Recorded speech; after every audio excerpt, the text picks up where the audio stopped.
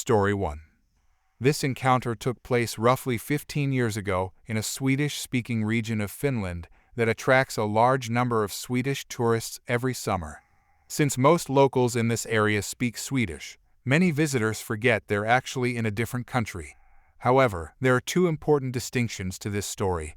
Finland uses the euro, while Sweden uses the Swedish crown, also known as the krona. At the time, the exchange rate was approximately 10 Swedish crowns to 1 euro. Additionally, Finland is 1 hour ahead of Sweden. Now, on to the actual story. At the time, I was working at a park that housed free roaming animals. Visitors couldn't just wander into the park on their own due to the nature of the animals. Instead, access was only granted through guided tours, which started every hour on the hour. In front of the park was a small shop where visitors could purchase tickets, along with souvenirs, snacks, and other items. On this particular day, I was on shop duty when a woman who may or may not have been named Karen, she certainly had the haircut, walked up to the window. She wanted to purchase 4 tickets for the next tour, 2 adult tickets and 2 children's tickets. At that time, adult tickets were Euro 8 and children's tickets were Euro 5, so I told her the total would be 26 euros. She looked a bit confused and replied that she thought the price was 6 Swedish crowns per person.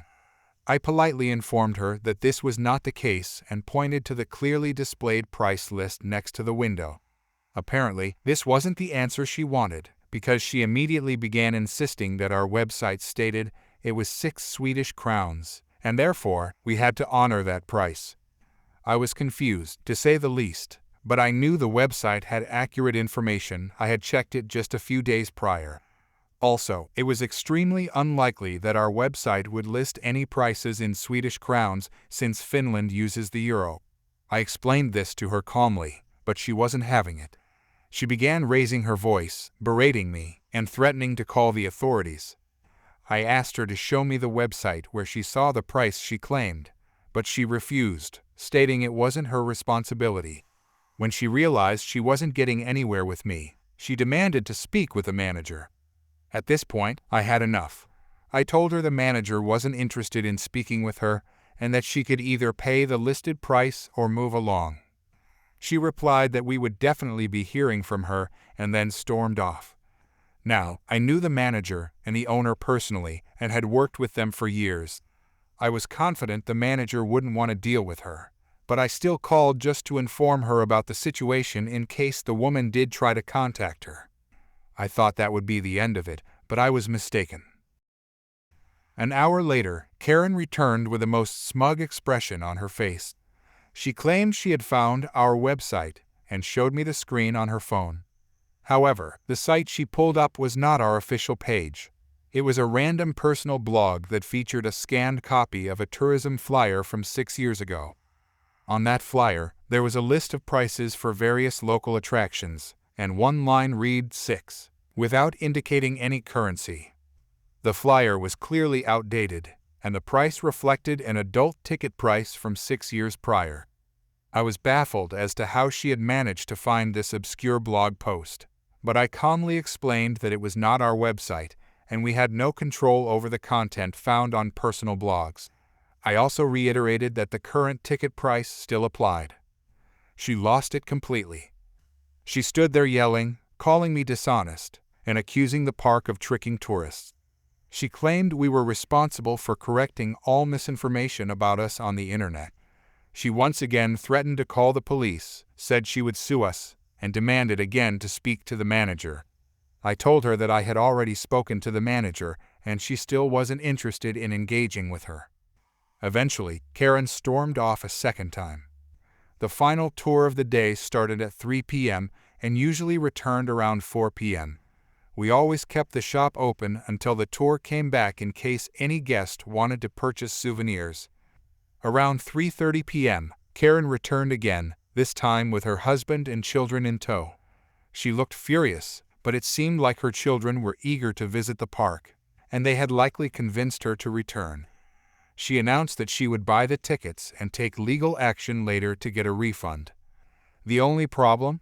The final tour had already departed. I informed her she would have to return the next day for the first tour at 10 a.m. At this point, her anger reached a new level. I genuinely worried she might have a health issue from how red she turned as she shouted. She screamed that the timetable clearly said the last tour was at 3 p.m. and insisted she was on time. It turned out her watch was still set to Swedish time. She didn't take this well either. According to her, we had failed to inform visitors that we operated on local time. Karen stood there in front of the shop with her embarrassed family, shouting at me, the tour guide, and the guests who were just returning from the tour. She insisted we had to organize a private tour for her, or she would call the police, or perhaps even the King of Sweden. We locked up while she continued yelling, but eventually her husband managed to calm her down and convince her to leave. A few days later, when I met up with the manager and the owner, I told them the whole story. They both laughed so hard they nearly cried. They couldn't believe the lengths this woman had gone to in order to try and prove her point. The fact that she managed to dig up a 6-year-old blog post, misread the currency and timestamp, and then return multiple times just to argue over a completely outdated price was almost unbelievable. The manager joked that maybe we should put up a new sign, "Price is valid in euros only. We are not responsible for blog posts from the past decade." What stuck with me the most wasn't just the entitlement, it was the absolute refusal to accept any explanation that didn't align with her own version of reality. Even when the facts were right in front of her, she clung to that old flyer as if it were a legal document. The saddest part of the whole ordeal was watching her family. Her husband stayed mostly quiet through all of it, trying to calm her down here and there, clearly used to this kind of behavior. The children looked disappointed but unsurprised, like they'd seen this happen before. They didn't even complain when they were told they had missed the final tour. They just waited, looking down at the ground while their mother ranted at strangers. I genuinely felt bad for them. After that summer, I worked a few more seasons at the park and occasionally ran into some difficult customers, but none quite like Karen. She was the kind of visitor that staff remember long after the summer ends, not because of any fondness, but because her actions became the stuff of legend among returning workers. We even had a running joke. Whenever someone came up to the ticket booth and asked about prices in Swedish crowns, we'd ask, "Is it Karen again?" and chuckle to ourselves. It's incredible how a simple misunderstanding, combined with stubbornness and a sense of entitlement, can spiral into a full-blown confrontation, all over a few euros and a refusal to check a watch or trust the actual employees standing in front of her. I never did hear from her again. She never called the manager. The police never showed up. We weren't sued. And the King of Sweden, as far as I know, didn't get involved either. But the story lives on, and every time I tell it, it still gets laughs. Because if there's one thing you can always count on during tourist season, it's that someone, somewhere, will think they know better than the people who actually work there. And once in a while, that someone will have a haircut that tells you everything you need to know before they even speak. Story 2. For context to this story, I'm an incomplete quadriplegic due to a spinal cord injury in 27. And after bad circumstances that happened after my injury, I was living in an independent retirement village from 20 until I was 22, which is where I met this particular neckbeard. He was an older man in his late 50s, and he was, let's just say, eccentric, but not in a charming way. He has a name, but he made everyone call him Snake, and he dressed in a way that suited that self-given nickname. Picture a man wearing a dirty cowboy hat that hadn't been cleaned in 20 years, which was covered in skull rhinestones, long black pants that looked like they'd been put in a spin cycle with dirt and other unknown excrements, a black t-shirt smeared with God knows what, with a black vest with skulls and crossbones all over it. And then comes the smell, which makes me grateful for the lack of smell-o-vision in our advanced technology. It was like vomit that had been left in the sun for a week for that glorious marination of his beardiness scent. He could walk, but not well and not for long distances, and he was infamous for spinning outrageous yarns. Here's a few examples.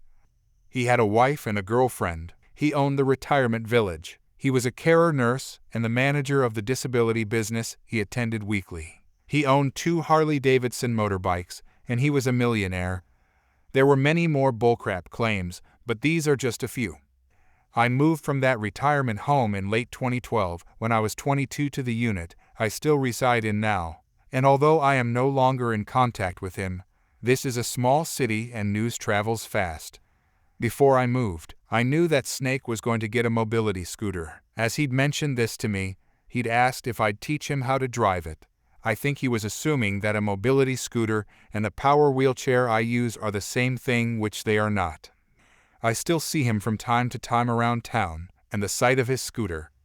There's a large bull skull on the front handlebar, dream catchers, flags, wind chimes, and all sorts of fitting paraphernalia adorning his scooter. And then comes his driving, which is downright dangerous. Instead of driving in a straight line, he drives side to side. I'm assuming in an attempt to look like the Snake he so adamantly preserves himself to be.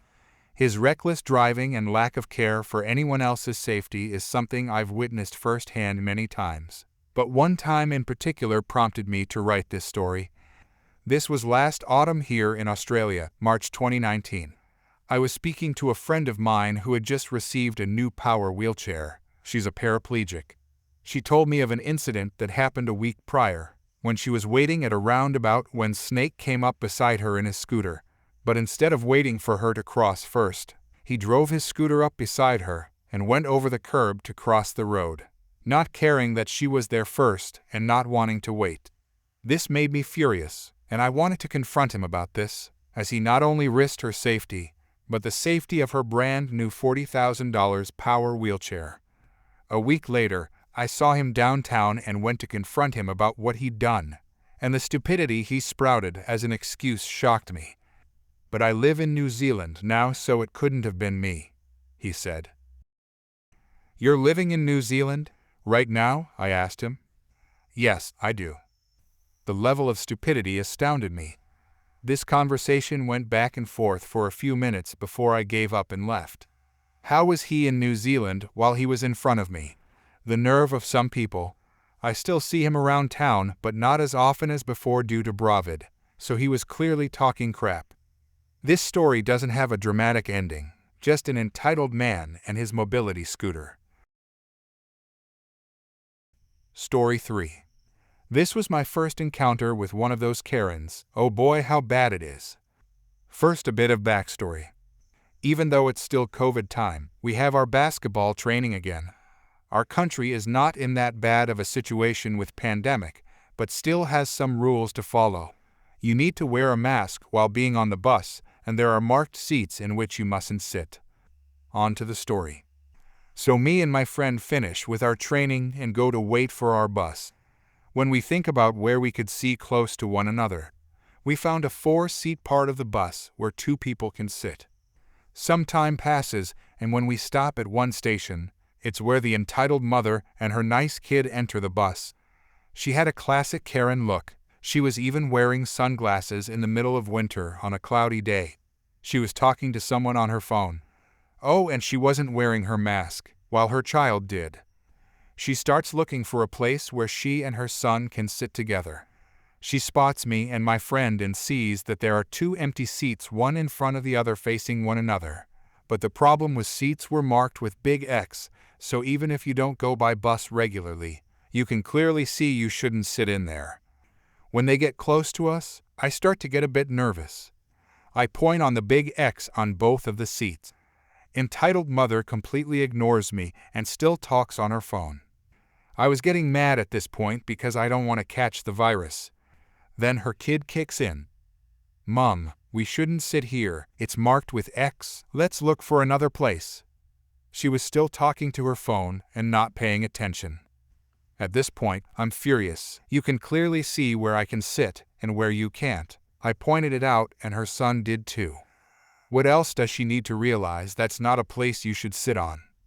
She finally sits down next to my friend and me, but her nice kid refuses. She threatened him that he would get grounded when they get home if he doesn't sit. So he does, but you can clearly see he is uncomfortable. I try talking to her again and telling her she shouldn't sit there. Me, Excuse me. She moves away her phone from her ear. Hey, sweetie, how can I help you? She puts her phone back instantly. I tried saying something, but she didn't hear me. I try to talk to her again after a few minutes. A bit angrily now, I say, Excuse me, but you shouldn't sit here. It's marked with an X. She moves her phone away. Yeah, I'm still listening. She puts her phone back on her ear. A few more minutes pass, and I'm getting very, very mad, and I decide to try to talk to her again. Now very angrily and loud, I kinda yell, Excuse me, but you are not supposed to sit here. It's marked by an X. On her phone, she says, I'll talk to you later. Then to me very angrily, she continues, Listen here, you little brat. You aren't telling me what to do or where to sit. Did your parents not teach you to respect your elders? Me. First, my parents taught me good enough what I should and shouldn't do. Second, I'm not telling you what you should or shouldn't do or where you should or shouldn't sit. It's what the government says. The only thing I'm doing is pointing out to you your mistake. No one can tell me what I can do, especially not someone that dumb. She calls me dumb even though she is the one not wearing mask and not social distancing. I will get you kicked out of this bus, watch me. Me, I want to see that. She proceeded to call a conductor to confront me and get me and my friend out of the bus. Conductor, lady, what's the problem here? Why aren't you wearing your mask? And why are you sitting on seats marked with X? Entitled mother, Sir, it's because those two young men stole my mask and pushed me and my child from seats. Is that true? Me? Sir, of course not. I get cut off by her kid. Sir, these guys right here didn't do anything wrong. It's my mom who is lying. She doesn't have a mask and forced me to sit in here. Me. Oh, and she threatened him. She will beat him if he doesn't listen. I heard enough. Man, you are getting out of the bus right now. He then shouts to the driver, Stop right here. We have to kick someone out and call the cops. Bus stopped. Mother and kid got kicked out and conductor went out with them while calling the police. We continued our trip while the conductor stayed there with them to wait for the police. I hope that witch gets in some trouble for not following rules while pandemic and goddamn threatening her child. But I feel bad for the kid. I don't give him more than 11, but he is already smarter than his mom. Hope his dad is better than his mom. Story 4. Back around the year 2000, I was working in the information technology department of a major financial and brokerage firm. I was on the overnight shift by myself, and among several responsibilities, one of the most important was monitoring the company's most critical servers. This included the trading servers, the very ones responsible for processing every trade made by brokers around the world on behalf of our clients. We had a total of 8 trading servers operating behind what's known as a load director. For those unfamiliar with technical terms, imagine an intersection with a traffic officer directing vehicles where to go. That was the load director's role for server traffic. At the time, I reported directly to an assistant vice president in the information technology department. For clarity, the key people in this story are myself, Dawn the assistant vice president, and Kathy the vice president. While doing my job one night, I noticed unusual behavior with our trading servers. After some analysis, I pinpointed the cause and devised a plan to repair the failing components. My plan was simple. On the first night of the workweek, I would take down 2 servers, perform the repairs, and bring them back online behind the load director.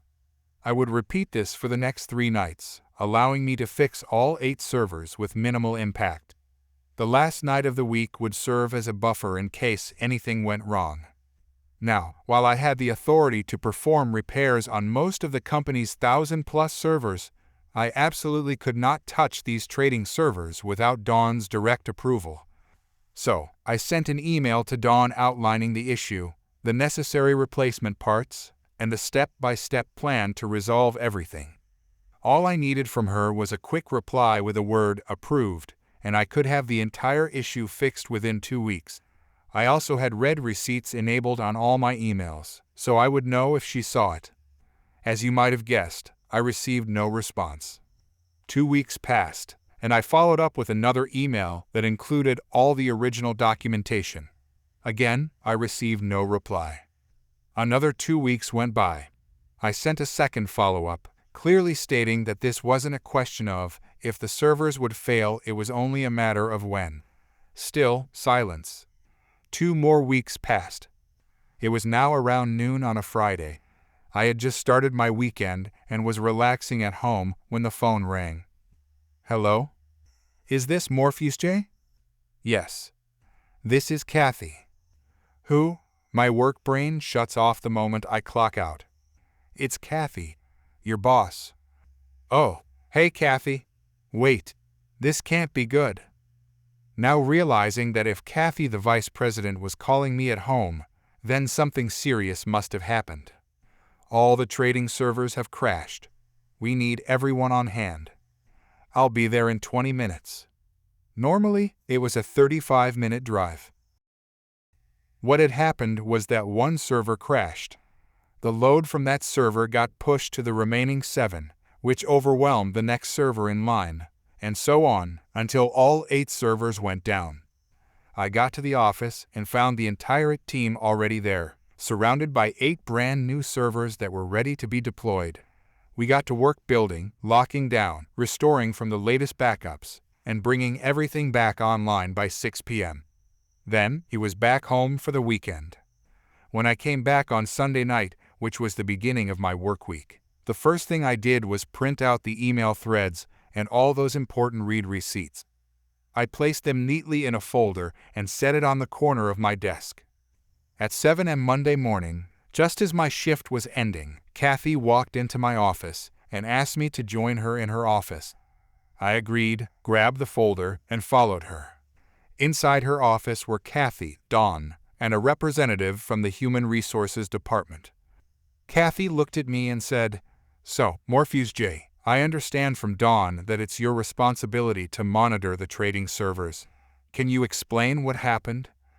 "Sure," I replied, opening the folder, as you can see from this email dated XXXXXXXX, which I've highlighted for your convenience. I informed Dawn of the problem and requested approval to proceed with repairs. Here. I flipped the page. Is the read receipt confirming that she read the email the following morning also highlighted for your convenience. I repeated this process for each of the follow-up emails and corresponding read receipts. Kathy responded, "Okay. Thank you, Morpheus J. Have a good night. We'll see you tomorrow morning." The fallout was intense. The company lost an enormous amount of money, having to honor all the trades that failed to go through because of the server crash. When I returned to work the next night, I was informed by the team that Dawn was no longer with the company. I never shared the details with anyone, but I was later assigned to the backup and contingency planning team. Eventually, I became part of the team responsible for implementing the company's business continuity plan to ensure such an incident would never occur again. We also got a new assistant vice president. That shift in responsibilities was a significant turning point in my career. I wasn't just handling nightly maintenance anymore, I was now part of a team tasked with building and future-proofing the company's infrastructure. The goal was to prevent another catastrophic event like the one we had just endured. We dug deep into everything: server dependencies, recovery time objectives, automated failovers, and off-site backups. I worked closely with several departments, helping to draft new protocols, simulation procedures, and escalation paths. We established clear chains of communication and specific thresholds for action that didn't rely on single points of failure, especially not on the inaction of any one individual. The experience also changed how the company viewed overnight staff. Before the crash, our role was often underappreciated. But afterward, people realized just how vital 24-hour monitoring and support were to keeping operations running smoothly. That shift in perception helped elevate my standing in the department and open doors for advancement that I hadn't expected. To be honest, I never felt vindictive toward Dawn. Frustrated, yes, but not bitter. I understood that high-level managers sometimes get overwhelmed with emails, meetings, and responsibilities. But when you're in charge of mission-critical operations, ignoring a red flag can cost the entire company dearly. And in this case, it did. What really struck me was how quietly everything was handled after that meeting. No blame was publicly thrown around. There were no company-wide memos. It was just handled. One day, Dawn was there. The next, she wasn't. I never gloated or told the team, "I told you so." I didn't need to. The facts and that little folder of printed emails and read receipts spoke for themselves. After things settled, I often thought back on how different the situation could have been. If Dawn had just replied with one word, "approved," we could have avoided a meltdown that took down global trade routing for hours and cost a fortune in reparations. But then again, maybe if it hadn't happened, the system wouldn't have been improved, and I wouldn't have found myself helping to build a safer, stronger infrastructure for the company. In the end, the whole experience was a lesson in communication, accountability, and the importance of documenting everything. You never know when those read receipts might just save your job or someone else's. Story 5. In college, I worked for a computer parts store in their build-your-own section. Let's call this place Macropoint. I was a good seller and made a ton of money, something like $2,400 a check. I was very happy and feeling myself. I even bought a shirt that said DJ Breadwinner and would wear it under my nice clothes all the time. The job was easy if you follow two simple rules. 1. Never sell them something they don't need, and 2. The customer only has the options you give them. The latter seems a bit disingenuous, but if you follow one, you'll never go wrong with 2. My 2 biggest abilities were that A. I helped everyone and was very polite and energetic, so I got a lot of repeat customers who would wait and deal only with me, and B. I could sell warranties like nobody's business. The warranties were easy to sell, since we had an accidental damage plan on most items, and one that replaced components in a build if you paid us to build it. I would simply say something like, "You want to buy the accidental damage plan, it may be expensive, but it lasts 3 years. Put that date in your phone, on your calendar. A week before it's up, throw this son of a witch at a wall, and then come get the latest model for free." The plan says they might ask a few questions, but the truth is they didn't. With accidental damage, bring in a broken item, get the same, or if that's not available, usually not, get the latest price equivalent model. Most people took that bet and I was successful. Things were great until we got a new manager for our department. We'll call him Incompetito. He was, as his name implies, incompetent. He had come over from Circuit Metropolis and had been a store manager or something. Their business had just folded. He brought all kinds of new and stupid ideas to the department. The worst was switching how we did cleaning and stocking. Before, we cleaned at night and stocked periodically in the early morning when it was slow, when the truck came. Incompetito wanted us to clean in the morning, so we were on the floor for the early morning customers and stock at night, because anything that wasn't fully stocked in our department through the day went up when we merchandised at night and cleaned. I think he was trying to stop us from getting overtime or something, which is stupid because we made like $5 an hour plus commission. Our hourly wage was jack crap. The biggest problem here is that things off the truck are in the system. So when a customer wants something, the system says we have it, and it's not on the shelf. We have to waste time, not being on the floor, going to look for things in the pallets, and that hurts our sales. This is a completely stupid idea that failed spectacularly, and I earned the ire of Incompetito by going to the store manager after our objections were ignored and explaining it. I may have earned his undying ire when he told the store manager that that was the way they did it back at Circuit Metropolis, and I remarked that that was probably why they went out of business. In my defense, screw Incompetito. He was costing me like $500 a check. Eventually, this got fixed, but a new issue started, and this one was really annoying. Now, we were not allowed to sell in other departments unless they were connected to or up sales on our builds. TV, Apple, games, and general section in the middle of the store. I and others had mastered upselling whole TVs instead of monitors and gaming peripherals and all that. We got a higher percentage of peripherals than core sells, So making a TV a peripheral was big money. Incompetito, who was trying to buddy up to the hot chick who ran the department, had forbidden us to upsell TVs or hand that off as a separate thing for the TV people. This did not go over well in our department. As the lead salesman in my department, I was particularly pissed, but he threatened write-ups for anyone who disobeyed, and the store manager was tired of us going around Incompetito, so he just started saying, "It's his department." He eventually forbade us from upselling anywhere else in the store. I'm like, cool, bet. Cue the malicious compliance. You see, even if it's from other departments, if the sale starts in our department, the numbers are attributed to our department.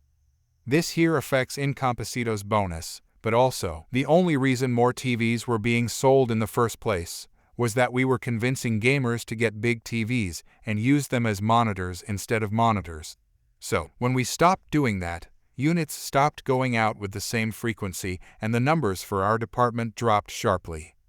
It was actually rough to get all the salespeople to just stick to our department and not go around Incompetito. But it only took about 2 months for anyone to start noticing the problem.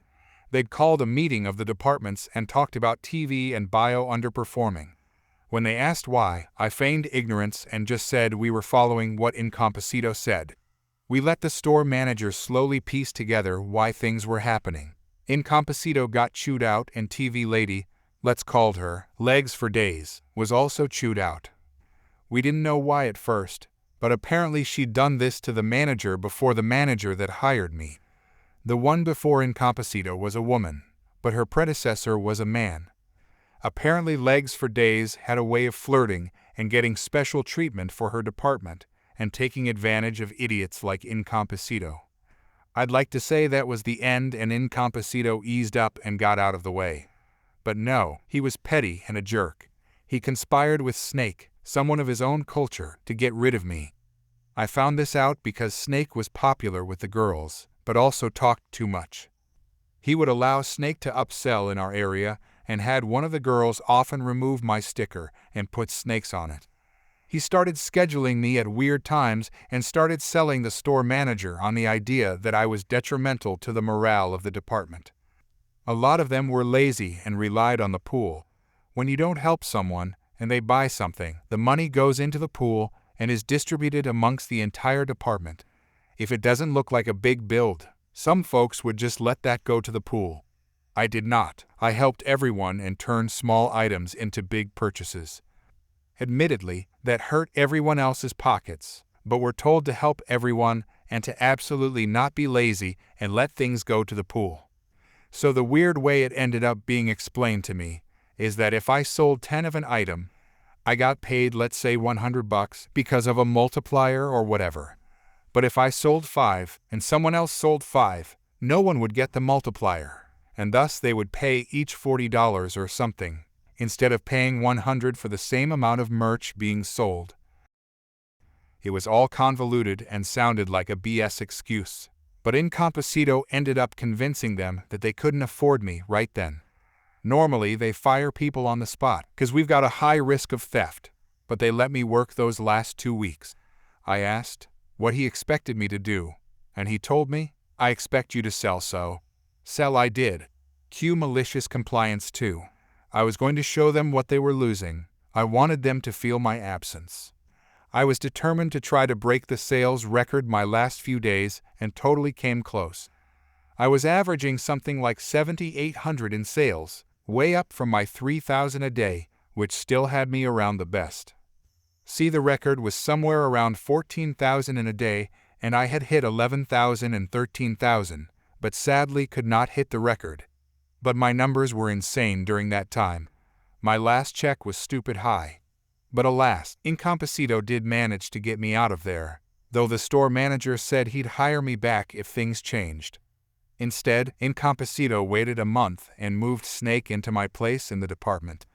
Needless to say, their numbers were not the same. I didn't get my closure on this until about 4 months later when I found Incompetito and the store manager had been fired.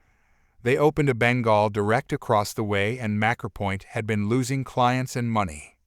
Worse, apparently my department hadn't really recovered from my loss. Things came to a head at a quarterly meeting when the regional manager came to present the top sales awards, and apparently I had won it, even missing 2 months or so of sales. No one had told him I had been fired, so he looked like an idiot trying to present the award. There was a banner and everything. I also found out that Snake got fired for 2 separate offenses, stealing, which they were investigating, and having an affair with one of the cashiers in the back, which led to his immediate termination. It had come out that Incompetito had caught Snake before doing something inappropriate and just gave him a vague write-up. That the debacle with me and the low sales got Incompetito fired. I received a call to see if I wanted to come back, but I had already taken on extra classes by then.